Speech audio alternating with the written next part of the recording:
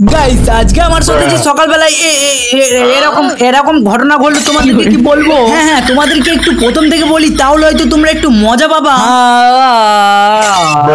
হ্যাঁ গাইস, সকালবেলায় একটু ঘুম থেকে উঠে চলে আসলাম ছাদে। আর সকালবেলার ওয়েদারটা কিন্তু একটু ছেঁড়া ছেঁড়া। তারপরে এই ছেঁড়া ফাটা ওয়েদার দেখতে দেখতে আমি দেখতে পেলাম আমার এই সোফাটা সারা রাত এখানে পড়ে আছে। তাই আমি এই সোফার মধ্যে একটু প্রবেশ করে নিলাম। তারপরে এই ছেঁড়া ফাটা ওয়েদারে হাওয়া খেতে খেতে আমার মুখ দিয়ে মধুর সেন্ট বেরোতে লাগলো, কারণ বিরাজ না করলে যা হয়।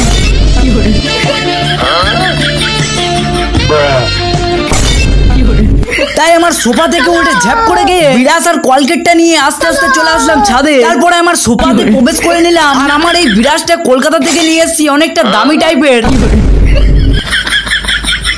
তারপরে একটু বিরাসের মধ্যে কাটা গায়ের মলম লাগিয়ে নিলাম। এই না না না, কি যেন বলে হ্যাঁ, কলকেট লাগিয়ে নিলাম।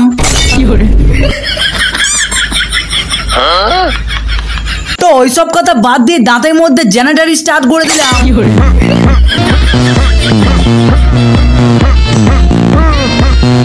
তারপরে এই ছেঁড়াপাটা ওয়েদার দেখে ঝাপাত করে গিয়ে লপাত করে চলে আসলাম একদম ফ্রেশ হয়ে, মুখটা মুছতে মুছতে। আর আজকের ওয়েদারটা আস্তে আস্তে ছেঁড়া গোপালি হয়ে যাচ্ছে। তারপরে এই ওয়েদারে হাওয়া খেতে খেতে আমি দেখতে পেলাম এটাকে কি যেন বলে, কি মির্চি না, মানে এই গরিবদের মুখে বড় লোকদের ভাষা মানায় না, তাই একটু আটকে যাচ্ছে। তাই আমার লঙ্কা গাছ থেকে তিনটে লঙ্কা, আমার লঙ্কা গাছ নয়, মানে এই লঙ্কা গাছ থেকে তিনটে লঙ্কা তুলে নিলাম। তারপরে লঙ্কাগুলো নিয়ে চলে আসলাম আমার 5 কোটি টাকা দামের সোফার কাছে। তারপরে সোফায় বসে আমার লঙ্কাগুলো দেখছি, আমার জিভে একদম জল চলে আসছে, কারণ নিজে হাতে গাছ লাগানো লঙ্কা এত সুন্দর ধরেছে। তাই এই লঙ্কা দেখে আর থাকতে পারলাম না, তাই একটা মুখে ভরে নিলাম। লঙ্কাটা মুখে ভরার সঙ্গে সঙ্গে যে আমার সঙ্গে এরকম ভাবে আমি কখনো ভাবতে পারিনি।